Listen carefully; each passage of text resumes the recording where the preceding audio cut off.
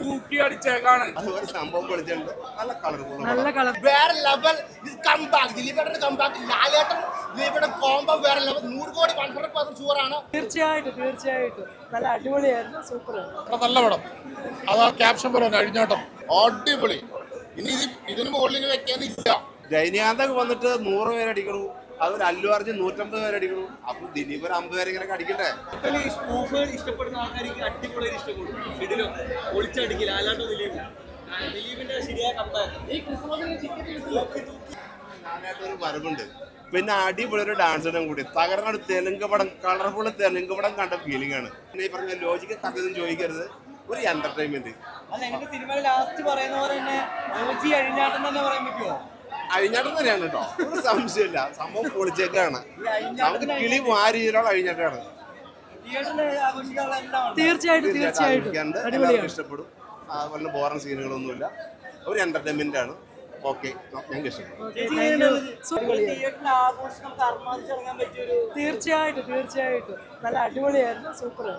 പിന്നെ അത് കുറേ പേരുണ്ട്, നമ്മൾ മലയാളത്തിലും തമിഴിലും കണ്ട ഇഷ്ടം പോലെ ആൾക്കാരുണ്ട്. അവരൊക്കെ തിയേറ്ററിൽ ദിലീപേട്ടുള്ള പ്രസൻസ് എത്രത്തോളം നമുക്ക് ഭയങ്കര വർക്കായിട്ട് തോന്നുന്നുണ്ട്. സൂപ്പറായിട്ട് നല്ലായിരുന്നു. നല്ല എന്റർടൈൻമെന്റ് ആയിരുന്നു. നന്നായിട്ടുണ്ട്. അപ്പോൾ തിയേറ്ററിൽ ഉറപ്പായിട്ട് ആഘോഷിക്കാം. തീർച്ചയായിട്ടും അടിപൊളിയാണ്.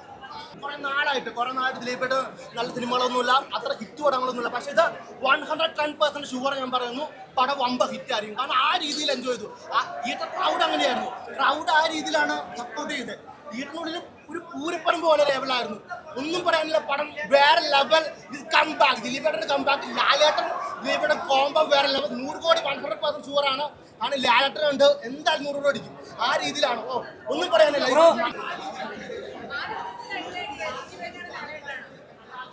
അങ്ങനെ പറയാൻ ലാലേട്ടന്റെ കിട്ടിയ സമയം ടോട്ടലി അഴിഞ്ഞാടിക്കുന്നു. വേറെ ലെവൽ പെർഫോമൻസ്, ടോട്ടലി മാസാണ്. ലാലേട്ടന്റെ പെർഫോമൻസ് ടോട്ടലി മാസാണ്.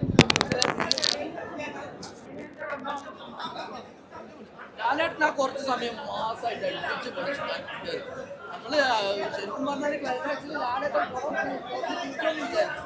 എന്നാലും കുറച്ച് ലെവലിലാണ് പോയിട്ടുണ്ട്. പക്ഷെ എല്ലാം കൊണ്ടും അടിപൊളി വൈബാണ്. സൂപ്പർ.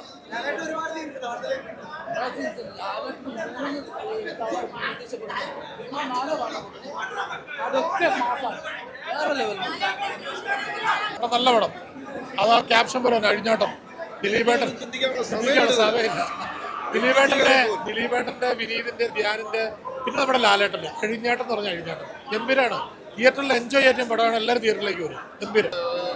ആഘോഷിക്കാനായിട്ട്, Christmas ആഘോഷിക്കാനായിട്ടൊരു cinema.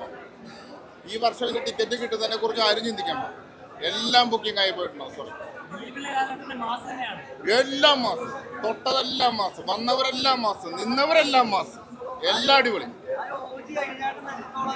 എന്തോ ഓജി അടിപൊളി. ഇനി ഇതിന് മുകളിൽ വെക്കാനില്ല.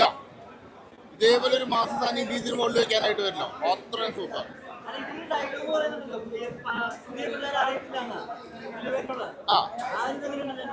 അത് ഒരു ഭംഗിക്ക് പറയാൻ പോലെ ഉള്ളൂ. അതൊന്നും അല്ലല്ലോ ഇവിടുത്തെ കാര്യം. ഇനി ഇവിടുന്ന് ഇതിന് മുകളിൽ വെക്കാൻ വരണം, വേറെ ആരെങ്കിലും വരണം. അതല്ലാണ്ട് ഇതിന് മുകളിൽ വെക്കാൻ പറ്റൂല. അത്ര ഈ സീസണല്ല, 2025 ഈ പറയുന്ന 12 ദിവസം കൊണ്ട് 25 തൂക്കി. വെറും 12 ദിവസം കൊണ്ട് 25 തൂക്കി. ടിക്കറ്റ് കിട്ടാനില്ല, വരില്ല. ടിക്കറ്റിന് കിട്ടാൻ ചിന്തിക്കുക വേണം. അവരുടെ ഓരോ റോളും കൈകാര്യം ചെയ്തിട്ടുണ്ട്. അതിൽ ശരിക്ക് നല്ല കഥ, താരജോലിയാണ്. അപ്പം എല്ലാവരും പുതിയ സംവിധായകൻ്റെ അടിപൊളി എന്താണ്. അതേപോലെ തന്നെ നമുക്കെല്ലാവർക്കും കാത്തിരുന്നതിനുള്ള ഇത് എന്താണ്, അതൊട്ടും മോശമല്ല എന്നുള്ളതാണ്. ഈ കാത്തിരിപ്പ് കേരളക്കരയാകെ എന്താണ് ഒരോളം സൃഷ്ടിക്കും. ദിലീപിൻ്റെ ഒരു തിരിച്ചുവരവ് തന്നെയാണ്. അപ്പം പല കാരണങ്ങൾ കൊണ്ട് പിന്നെ ചില സമയത്ത് നമുക്കിപ്പോൾ അതിജീവനത്തിൻ്റെ കാര്യത്തിലൊക്കെ നമുക്ക് ചില സമയത്തൊക്കെ എതിർപ്പുണ്ടെങ്കിലും, പക്ഷേ ഈ ഒരു കാര്യത്തിൽ സിനിമ എന്നുള്ളത് ഒരു ദിലീപിൻ്റെ മാത്രമല്ല, അതിന് പിന്നണിയിലുള്ള ഒരുപാട് പേര് പ്രവർത്തിക്കുന്നുണ്ട്. അതോടൊപ്പം തന്നെ അതിൻ്റെ കൂടുള്ളവരുണ്ട്. അപ്പോൾ ഒരാൾക്ക് വേണ്ടി മാത്രം ആ സിനിമയെ എന്താണ് നിരാകരിക്കുന്നവരോട് അതൊട്ടും ശരിയായ ഒരു പ്രവർത്തനമല്ല. കാരണം സിനിമ എന്നുള്ളത് ഒരു വ്യക്തിയുടെ മാത്രമല്ല, അതിൽ ഒട്ടനവധി ഒഫീഷ്യൽസ്, ഒട്ടനവധി പിന്നണിയിലൊക്കെ പ്രവർത്തിക്കുന്നവരുണ്ട്. എന്തായാലും കേരളത്തിന് നല്ലൊരു ക്രിസ്മസ് സമ്മാനമാണ് ഈ പപ്പ എന്നുള്ള മൂവി. നമ്മുടെ ലാലേട്ടനും കൂടി തകർത്തു വാരിയേക്കാണ്. തൂക്കി എന്ന് പറഞ്ഞാൽ തൂക്കി അടിച്ചേക്കാണ്. അതെന്ന് പറഞ്ഞാൽ ദിലീപേട്ടന്റെ തിരിച്ചു വരവ് ലാലേട്ടനോട് കൂടി ചേരുമ്പോ എന്ന് പറഞ്ഞു കഴിഞ്ഞാൽ അത് വളരെയധികം നല്ലൊരു കോംബോ തന്നെയാണ്. ആ ഫൈറ്റ് സീനായിക്കോട്ടെ പാട്ട് സീനൊക്കെ തൂക്കി അടിച്ചേക്കാണ്. പിന്നെ ലാലേട്ടന്റെ കുണ്ടി പറിച്ചടിയൊക്കെ കാണുമ്പോ തന്നെ ഇല്ലേ തിയേറ്റർ ഒന്നടങ്കം ഇളകി മറിയാണ്. ദിലീപേട്ടനും രണ്ടുപേരും കൂടിയുള്ള കോംബോ അത് തിയേറ്ററിൽ വന്ന് നിങ്ങൾ അനുഭവിച്ചറിയാം. അത് വേറെ ഒന്നും പറയാനില്ല. പൊളി എന്ന് പറഞ്ഞാൽ വൻ പൊളി തന്നെ. ലാലേട്ടൻ ദിലീപേട്ടൻ ഒരു കോമ്പോയിൽ തന്നെ വിനീതേട്ടൻ ഓക്കെ കിടലാണ്. പിന്നെ ദിലീപിനെ സിനിമാ പ്രേമിയാണ്.